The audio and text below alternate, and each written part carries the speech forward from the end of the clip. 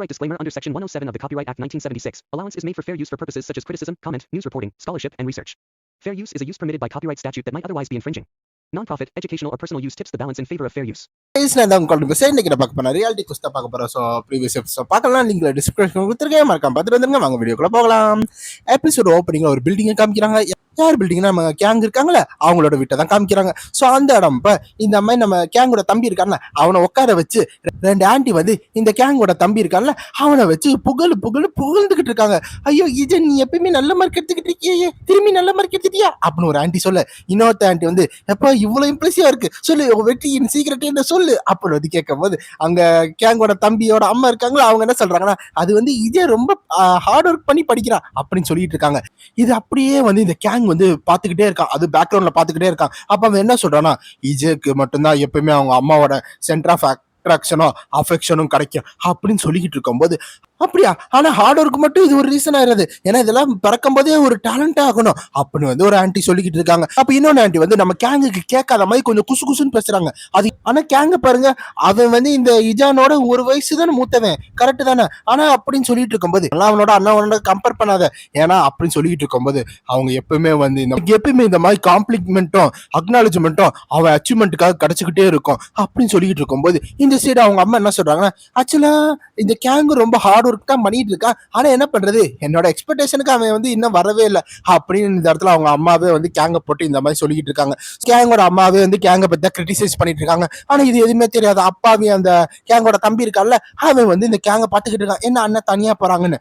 ஆனா எப்பயுமே சின்ன பசங்க கேட்க கூடாத ஒரு விஷயத்த கேட்டிருக்காங்க. அது என்னன்னா, இந்த மாதிரி கேங்கோட ரோலை வந்து அவனோட தம்பி வந்து ஃபுல்ஃபில் பண்ணிடுவான், இந்த மாதிரி கேங்குக்கு பதிலா அவன் தம்பி வந்திருந்தாவே நல்லா இருந்திருக்கும் அப்படின்னு சொல்லும் போது இந்த இடத்துல கேங் வந்து இப்போ அவனோட பொசிஷன் எடுத்துட்டான். பேரண்ட்ஸோட அந்த அன்பு அப்புறம் அந்த அக்னாலஜ்மெண்ட் இப்ப என்னோட பொசிஷன் அவன் எடுத்துட்டான்ல அப்படின்னு டென்ஷன் ஆயிட்டு இருக்கான். அப்படி டென்ஷன் ஆயிட்டு இருக்கும்போது அந்த கேங்கோட தம்பிக்கு எதுவுமே தெரியாதுல்ல, அண்ணா அண்ணா என்ன போறீங்க அப்படின்னு கேட்டுட்டு இருக்கும்போது, எதுக்கு இவன் எப்ப பார்த்தா ஏன்ட்டு வந்து மட்டும் எடுத்துக்கிட்டு இருக்கான், அப்படி என்னதான் நான் பண்ணேன் அப்படின்னு சொல்லிட்டு இருக்கும்போது, அண்ணா என்ன வரீங்களா நம்ம ரூம்ல போய் விளையாடுவோம், அந்த ட்ரெயின் கேம் விளையாடலாமா, என் கூட ட்ரெயின் வரீங்களா சுச்சு சுச்சு அப்படின்னு வந்து விளையாடுவோம் அப்படின்னு சொல்லி சிரிச்சுக்கிட்டு இருக்கும்போது, எதுக்கு ஏன்ட்டு அவன் எல்லாத்தையும் எடுத்தான் அப்படின்னு கேங் ஒரு வாய்ஸ் வந்துகிட்டு இருக்கு. அப்பதான் இந்த பிளாஷ்பேக் வந்திருக்கும். ஸோ போன எபிசோட் அப்ப இந்த கேங்கோட தம்பி வந்து எனக்கு வந்து பெட்டி வேணுமா வாங்கி கொடுங்கம்மான்னு சொன்னதுக்கு நீ நல்ல மார்க் எடுத்துல உனக்கு வாங்கி தர அப்படின்னு சொல்லியிருப்பாங்க. ஆனா இந்த சைடு கேங்கு அவனும் முடிஞ்ச அளவு வந்து நல்ல மார்க் எடுத்துட்டு வந்திருப்பான், ஆனா அவனை பத்தி யாருமே கண்டுக்கவே இல்லை.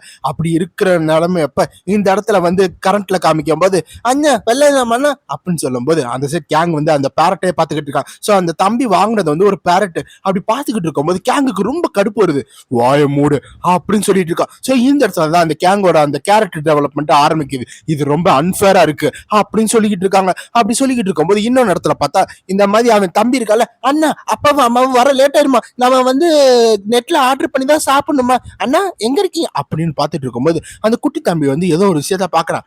நான் கஷ்டப்படணும் அதே மாதிரி நீ கஷ்டப்படணும் அப்படின்னு கேங் பேக்ரவுண்ட்ல சொல்லிட்டு இருக்கான். என்னன்னு பார்த்தா அந்த குட்டி தம்பியோட அந்த கிளி கொண்டு இருக்கும்ல அது தரையில விழுந்து அந்த கிளி காணோம், எங்க இருக்கு அதை காணோம் அப்படின்னு வந்து அந்த தம்பி பாத்துக்கிட்டு இருக்கும்போது, என்கிட்ட இருந்து நீ எல்லாத்தையும் எடுத்தல, அப்ப நான் உனக்கு அந்த வழியை காமிக்கிறேன் அப்படின்னு கேங் சொல்லிக்கிட்டு இருக்கான். அப்படி சொல்லிட்டு இருக்கும்போது, ஆமா இந்த பறவையோட கேஜி ஓப்பன்ல இருக்கு, அந்த கிரீனியை காணோம். சோ அந்த பறவையோட பேர் கிரீனி, ஆமா அப்படின்னு சொல்லிட்டு இருக்கும்போது இந்த கிளி சவுண்ட் மட்டும் கேட்டுக்கிட்டு இருக்கு, ஒருவேளை அது கிரீனியா இருக்குமோ அப்படின்னு அந்த குட்டி தம்பி வந்து வெளியே எட்டி பார்த்துக்கிட்டு இருக்கான். அதாவது இந்த பால்கனியில வந்துகிட்டு இருக்கான், கிரீனி கிரீனி அப்படின்னு வந்து கத்திக்கிட்டு இருக்கும்போது அந்த இடத்துல பார்த்தா அந்த கிளி மேல ஸ்லாப்ல வந்து இருந்துகிட்டு இருக்கேன், உன்னை பிடிச்சிட்டேன் நல்ல வேலை நீ சேஃபா இருக்க அப்படின்னு அந்த சைடு அந்த குட்டி தம்பி வந்து இப்பதான் மூச்சு வந்துகிட்டு இருக்கான்.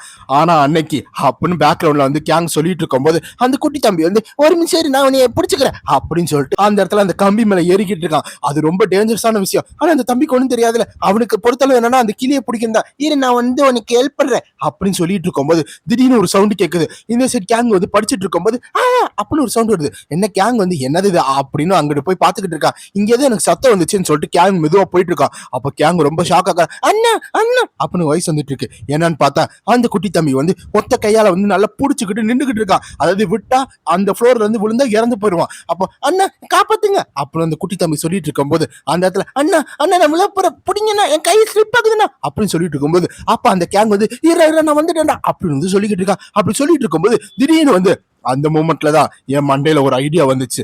ஆமா, இவனை வந்து நான் இப்படியே விட்டா அது எனக்கு வந்து நல்லதானே, ஏன்னா இனிமே அவன் என்கிட்ட எது எடுக்க முடியாதுல்ல அப்படின்னு வந்து கேங் நினைச்சுக்கிட்டு இருக்கா. அப்படி நினைச்சுக்கிட்டு இருக்கும்போது அண்ணா ஹெல்ப் பண்ணுங்கண்ணா என்னால பிடிக்க முடியலன்னா அப்படின்னு சொல்லிட்டு இருக்கும்போது அந்த இடத்துல ஆமா நான் எதுக்கு உன்னை காப்பாத்தணும் அப்படின்னு இந்த இடத்துல வந்து அந்த கேங் சொல்லிட்டு இருக்கான். சோ இதான் வந்து அவனோட ஃபர்ஸ்ட் கோலை கூட வச்சுக்கோங்க. அந்த இடத்துல இப்ப அவன் ரொம்ப வந்து பதறிக்கிட்டு இருக்கான். இந்த மாதிரி பண்றது தப்பு தான் தெரிஞ்சும் அதை வந்து இப்படி பண்ணணும்னு ஒரு ஐடியா எடுத்துக்கிட்டான். ஆமா நான் இப்படிதான் பண்ணணும், இவன் இந்த இடத்துல விட்டுறணும் அப்படின்னு சொல்லிட்டு இருக்கும்போது அண்ணா இப்படி விளையாண்டுட்டு இருக்காதீங்கண்ணா, இது ஃபன்னி இல்லைண்ணா, காப்பாத்துக்கண்ணா அப்படின்னு அவன் தம்பி சொல்லிட்டு இருக்கும்போது அண்ணா அப்படின்னு சொல்லிட்டு இருக்கும்போது இந்த இடத்துல நான் உன்னை காப்பாற்ற தேவையில்லைன்னு நினைச்சுக்கிட்டு இருக்கும்போது அந்த தம்பி கையை வந்து அந்த கை ஸ்லிப் ஆகி அப்படியே கீழே விழுந்து இறந்துட்டான். இனிமே நீ என்கிட்ட எதுவுமே எடுக்க முடியாதுல்ல அப்படின்னு சொல்லிட்டு இருக்கும்போது இந்த இடத்துல கரண்ட்ல காமிக்கிறாங்க. ஆமா கரெக்ட் தான், இப்ப புரிஞ்சுச்சா, இதே மாதிரிதான் என் தம்பியை கொலை பண்ண அப்படின்னு கேங் வந்து கரண்ட்ல ஹானை வந்து பத்தி பேசிக்கிட்டு இருக்கான். அப்ப ஹான் அமைதியா இருக்கும் போது இந்த இடத்துல இந்த டார்க் ரூம் அதான் ஹானோட ரூம்ல காமிச்சுக்கிட்டு இருக்காங்க. அப்ப கிம் வந்து இந்த மாதிரி இஜான் பாஸ்ட் வந்து ரீசெண்டா நான் பாத்துக்கிட்டு இருந்தேன். அது ஆனா கேங் வந்து இந்த மாதிரி டேட்டு குத்திருக்காங்க, அது வெறும் கூலா இருக்கிறதுக்கு மட்டும் கிடையாது அப்படின்னு கிம் சொல்லிக்கிட்டு இருக்கான். டேட்டுவா அப்படின்னு ஹான் கேட்கும் போது ஆமா இந்த மாதிரி அவனோட ரைட் ஹாயில பாத்தீங்களா அழுகுற மாதிரி ஒண்ணு இருக்கு பாத்தீங்களா, அப்படின்னா என்னன்னா இவ இதுக்கு முன்னாடி யாரையோ கொலை பண்ணிருக்கான், அதை வச்சுதான் இப்படி அவன் வச்சிருக்கான் அப்படின்னு சொல்லும் போது எனது கேங் இதுக்கு முன்னாடி மர்டர் பண்ணிருக்கானா. ஆமா நான் அப்படிதான் கேள்விப்பட்டேன், அவனோட ஓன் லிட்டில் பிரதரே வந்து கொலை பண்ண மாதிரி நான் கேள்விப்பட்டேன் அப்படின்னு கிங் இன்ஃபார்ம் பண்ணிக்கிட்டு இருக்கான். அதெல்லாம் கேங் கேட்டுக்கிட்டு இருக்கான். அப்ப கரண்ட்ல வந்து எனக்கு வந்து ரொம்ப அனோயிங்கா ஒரு பிரதர் இருந்தான், அவன் வந்து என்கிட்ட இருந்து எல்லாத்தையும் அவன் பறிச்சுக்கிட்டான், அதான் நான் அவனை அப்படியே விட்டுட்டேன் அப்படின்னு இந்த சைட் கேங் சொல்லிக்கிட்டு இருக்கான். அப்படி சொல்லிட்டு இருக்கும்போது இந்த சைட் ஹான் வந்து டக்குன்னு வந்து என்ன பண்றான்னா இதான் நம்ம கிடைச்ச டைம்னு சொல்லிட்டு அந்த இடத்துல அவனோட ஒரு கையை வச்சு நல்லா புடிச்சுக்கிட்டு இருக்கான். இதே மாதிரி நான் உன்னை அனுப்பிச்சுடுறேன் அப்படி கேங் சொல்லிட்டு இருக்கும்போது டக்குன்னு ஹான் வந்து அந்த இடத்துல ஒரே கை வச்சு புஷ் பண்ணி ஜம்ப் பண்ணிக்கிட்டு இருக்கான். அப்படியே வானத்துல ஜம்ப் ஆகிட்டு இருக்கும்போது அந்த இடத்துல அந்த கேங்கை எதிர்பார்க்கல, அப்படி டக்குன்னு பார்த்தா அந்த ஹான் வந்து பின்னாடி வந்து ஜம்ப் பண்ணி லேண்ட் ஆயிட்டான். நான் ரொம்ப பேசிட்டேனோ அப்படின்னு கேங் சொல்லிட்டு இருக்கான். சரி உன்னை வந்து எந்த வழி இல்லாம அனுப்பணும்னு நினைச்சேன், ஐ கேஸ் நீயே வந்து எனக்கு வழிதான் வேணும்னு வந்துகிட்டு இருக்க, உன்னை இந்த இடத்துல நல்லா துடிக்க சாவடிக்கிறேன், என்னோட கடைசி அட்டாக் இந்த இடத்துல ஃபோர்ஸ்ஃபுல்லா அடிக்கிறேன், முடிஞ்ச அதுல இருந்து தப்பி அப்படின்னு கேங் வந்து அட்டாக் பண்ண வந்துகிட்டு இருக்கான். இந்த சைடு ஹான் வந்து வேமா வந்துகிட்டு இருக்கான். உன் இடம் உனக்கு தெரியல அப்படின்னு சொல்லிட்டு வரும்போது இந்த சைடு ரெண்டு பேர் மாத்தி அடிச்சுக்கிட்டு இருக்காங்க. அடி நம்ம கேங் தான் அடிக்கிறான். அப்படி அடிக்கும் போது நம்ம ஹான் வந்து அப்படியே வந்து சரிச்சுக்கிட்டே பின்னாடி வந்துகிட்டு இருக்கான். இந்த சிவானும் சரி இந்த டிடெக்டிவ் ஏஜென்சி சரி எல்லாம் என்னோட தான் அப்படின்னு கேங் சொல்லிட்டு இருக்கான். என்கிட்ட உன்னால எதுவுமே எடுக்க முடியாது, நான் உன்னை இந்த இடத்துல முடிக்கிறேன்னு சொல்லிட்டு ஒரு கால் முட்டியை வச்சு ஹானை வந்து அடிக்க வந்துகிட்டு இருக்கான். அப்ப ஹான் அதை அசால்ட்டா வந்து தடுத்துக்கிட்டு இருக்கான். அப்படி தடுத்துட்டு இருக்கும் போது கேங் என்ன சொல்றான்னா நான் ரொம்ப ஹார்ட் ஒர்க் பண்ணிருக்கேன், இந்த மாதிரி ஸ்ட்ராங்கா மாற நான் உன்னோட ஸ்ட்ராங்கா தான் இருக்கேன், எனக்கு தேவையானதை நான் கண்டிப்பா ப்ரொடெக்ட் பண்ணுவேன் அப்படின்னு கேங் வந்து சொல்லிக்கிட்டு அடிக்கும் போது அந்த இடத்துல நாளை என்கிட்ட ஒண்ணுத்த கூட உன்னால எடுத்துட்டு போக முடியாதுன்னு சொல்லிட்டு கேங் அந்த இடத்துல வெறித்தனமா அடிச்சுக்கிட்டு இருக்கான். அப்படியே அடிச்சுக்கிட்டு இருக்கும் போது ஒரு கட்டத்துக்கு மேல அந்த இடத்துல ஒரு பிளாக் வருது. என்னன்னு பார்த்தா இந்த மாதிரி ஹான் வந்து அவனோட ஹெல்ப் இருக்குல்ல அதை வச்சு பிளாக் பண்ணிக்கிட்டு இருக்கான். நீ ரொம்ப பேசிக்கிட்டு இருக்க அப்படின்னு சொல்லிட்டு ஹான் வந்து இப்ப அட்டாக் பண்ண ஆரம்பிச்சுக்கிட்டே இருக்கான். அப்படி பண்ணும்போது யூ பங்க் சொல்லிட்டு இருக்கும்போது நீ ஸ்ட்ராங்கா தான் இருக்க அப்படின்னு சொல்லிட்டு இந்த சைடு ஹான் வந்து என்ன பண்ணா ஒரு அப்பர் கிக் பண்ணிக்கிட்டு இருக்கான். அப்படி கிக் பண்ணும்போது அந்த இடத்துல அந்த கேங்குக்கு மொத்தமா வந்து பிளட் லாஸ் ஆகுது.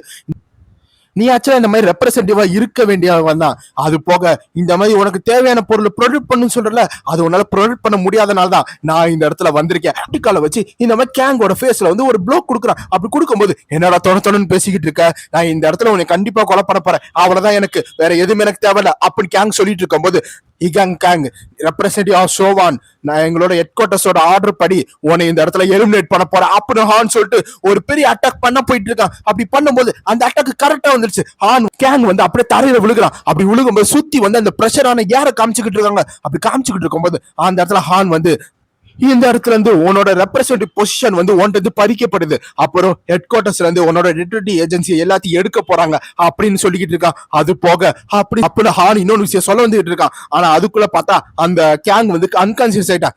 இதுக்கு மேல உன்ட்ட சொன்னா அது யூஸ்லெஸ் தான் அப்படின்னு சொல்லிட்டு கேங் வந்து முன்னாடி போய்கிட்டே இருக்கான். அப்படி போய்கிட்டு இருக்கும் போது இன்னொரு சைட காமிக்கிறாங்க.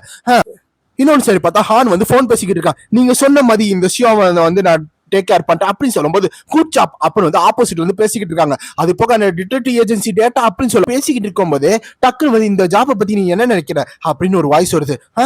எதுக்கு திடீர்னு இந்த மாதிரி கேட்கறீங்க அப்படின்னு ஹான் கேட்கும்போது ஆக்சுவலா ஜஸ்ட் சிம்பிளா கேட்கறேன், உனக்கு இந்த வேலையில ஏதாச்சும் ஒரு கம்ப்ளைண்ட் இருக்கா, இல்ல மத்த ரெப்ரசன்டேட்டிவ் வந்து இந்த மாதிரி அதிகமா காசு வந்து சம்பாதிக்கிறாங்களே, நீ இந்த மாதிரி எதுவும் பண்ண முடியலன்னு அந்த மாதிரி ஏதாச்சும் ஒண்ணு இருக்கா, அப்படி ஏதாச்சும் இருந்துச்சுன்னா சொல்லு அப்படின்னு சொல்லும்போது ஆக்சுவலா ஏன்னா நீ சும்மா வந்து இங்க இஜான் கேங்ல இருந்து ஹெட் குவார்டர்ஸ்ல இருக்க ஆர்டர் மட்டும் வாங்காம இருக்க முடியாதுல்ல.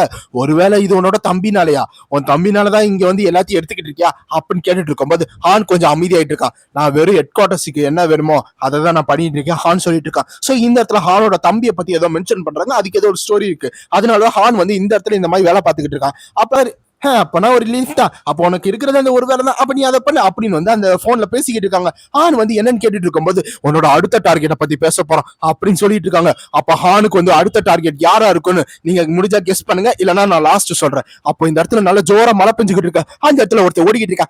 என்னது இது, இந்த நேரம் அப்பதான் மழை பெய்யுமா, சே எல்லாமே நனைஞ்சு போயிடுச்சு, ஃபுல்லா நனைஞ்சு போயிட்டேனே அப்படின்னு ஹீரோ சொல்லிட்டு போயிட்டு இருக்கான். ஆனா இந்த இடத்துல ஏதோ ஒண்ணு இருக்கே அப்படின்னு நம்ம ஹீரோ நினைச்சிட்டு இருக்கும்போது நம்ம ஹீரோ ஏதோ நோட்டீஸ் பண்றான். ஆமா இந்த இடத்துல ஹான்ட்ட வந்து என்ன பேசியிருப்பாங்கன்னா, உன்னோட ஆக்சுவலா அடுத்த ஒரு டார்கெட் இருக்கு, அந்த டார்கெட் யாருன்னா அப்படின்னு சொல்லிட்டு இருக்கும்போது, ஆமா இது என்னோட வீடு தானே, நீ எனக்காக ரொம்ப நேரம் வெயிட் பண்ற அப்படின்னு டோவின் சொல்லிட்டு இருக்கும்போது அதான் ஹான் வந்து கொடையை பிடிச்சிக்கிட்டு மலை நின்றுகிட்டு இருக்கான். இங்க டோவின் வந்து ஹானை பாத்துக்கிட்டு இருக்கான். அப்ப அந்த அடுத்த டார்கெட் யாருன்னா நம்ம டோவின் தான். சோ இந்த இடத்துல வந்து ஹானுக்கு டோவினுக்கு ஃபைட் நடக்க போதா இல்ல அடுத்து என்ன நடக்க போகுதுன்னு வெயிட் பண்ணிக்கிட்டே இருங்க. நெக்ஸ்ட் நாள் வந்து உங்களுக்கு எல்லா சாப்டர் வந்துடும். சோ பை கைஸ், இன்னொரு வீடியோல பார்ப்போம்.